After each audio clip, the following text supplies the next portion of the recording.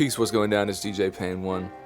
I want to talk about this Pull-Up Season 2, Episode 5 with Joe Budden and Jadakiss. A great episode, but there was obviously a section that resonated with the production community, the producer community out there that spawned all of this additional dialogue about producers getting paid or producers not getting paid within the major label system. And it's to the point now where people have even responded via articles. So for example, this Mark Tavern article just came out. What? Damn, look at that. It just switched. So 4 hours ago this happened.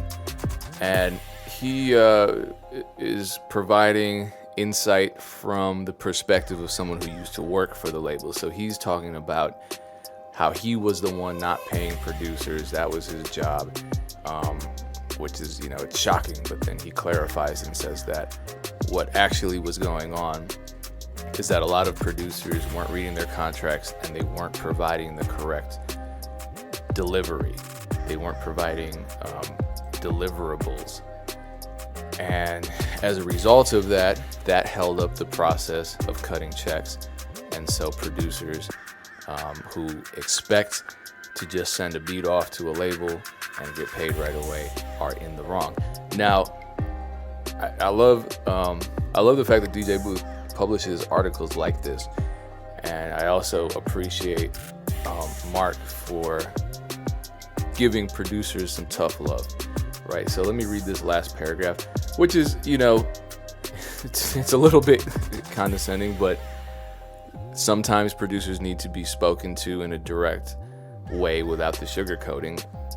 All of you know that I get criticized for speaking candidly and directly all the time. But I'll tell you why I completely disagree with this article. So the last paragraph is: producers, take ownership of your role, understand all of your responsibilities. Don't think that the work ends once the track is submitted. Take time to find out what is required for a project and work with the label to provide what it needs. Doing so will prevent frustration and ensure prompt payment. Doing so will prevent frustration and ensure prompt payment. Let me cut out the frustration part and rephrase this sentence. Doing so will ensure prompt payment. That's what I disagree with, because it's just not my experience, and I can only speak on my stories. There are certainly industry producers who get far more placements than me. I mean, multi-Grammy winning. I'm not going to say names. They can come out of the woodwork themselves, but who have told me that they've waited up to a year just to get paid their advance, a year after the album comes out. And that's been my experience, not up to a year. And, none of us are mad about it. None of us are complaining about Def Jam or anything. We're just, let me speak for myself. I'm just asserting my reality, right? And there was some part of this article that says something like most payment delays are, or most instances in which there are payment delays are caused by deliverable problems. I misspelled usually. Okay, the delay is usually because of this word, right? Delivery. So basically, this article says that in most cases, the reason that producers aren't getting paid is because they are not understanding what their responsibilities are.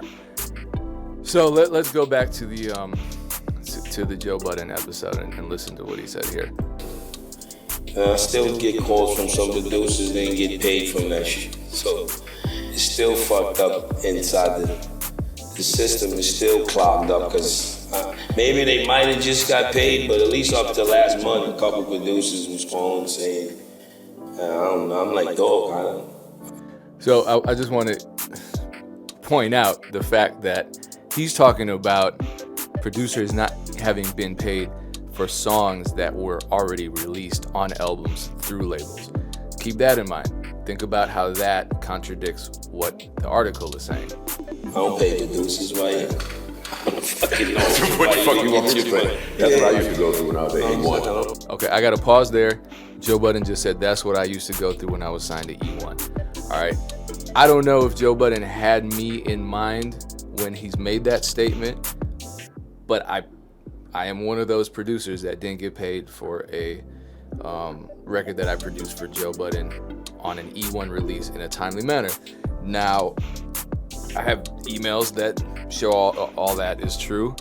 I don't think anyone's going to deny that. You know, in that instance, you know, Joe Budden was a hero because I reached out to Imani, who's the reason that I linked up with Joe Budden to begin with.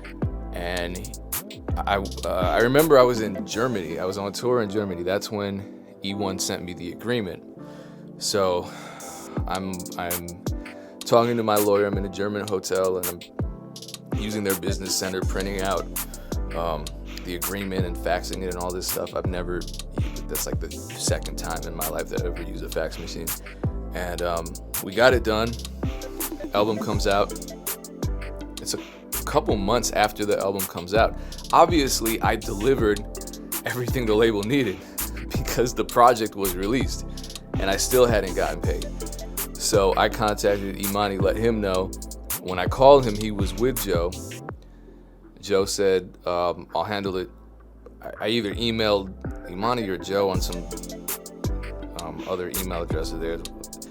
Too much information. The point is, within a week of me bringing that to Joe Budden's attention, he had it handled and I got my check. So shout out to him for doing that. But again, that counters the narrative of this article, which is that producers are the reason for their payment delays in most cases. And I don't know where that statistic comes from, but it's certainly not a statistic that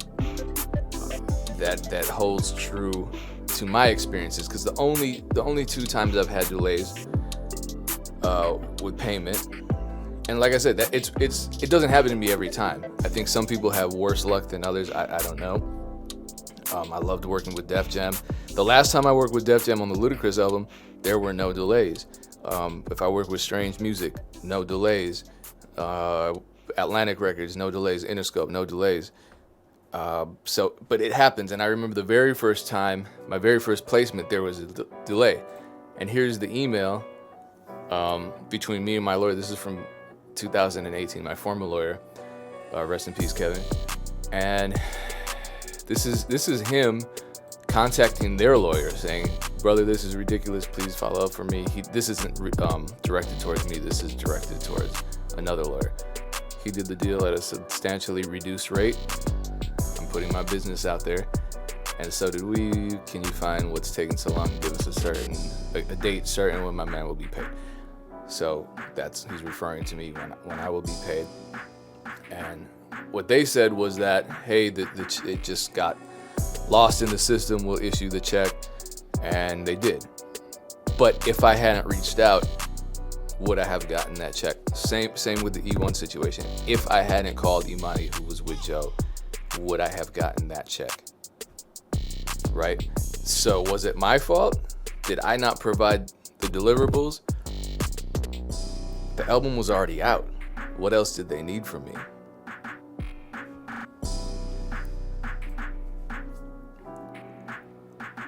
I don't know what else I have to say. I don't know if there's a lesson in this other than, hey, this stuff just happens. And it does just happen. And, you know, what are you going to do about it? It's just something to be mindful of. I guess some lessons are, number one, be patient, but when it's time, when it feels as though the delay is at an unreasonable point, reach out. You know, don't be a jerk, just reach out, because sometimes, I mean, these label systems are big. There are a lot of cooks in the kitchen. Just reach out and don't be embarrassed to reach out to get paid for something that you already delivered. And I guess the other lesson is, when you get a placement, don't start spending that money right away, okay? And that's just a good lesson, period. Just manage your finances, man, because you never know what's going to happen. You never know what kind of delays there are. We're dealing with human beings. No system is perfect. It might never happen to you. It might happen to you. Either way, I hope you get to experience it, because that means you will have gotten a major label placement, and it's a fun experience. So be vigilant. Take care of yourselves. Much success to you. Peace.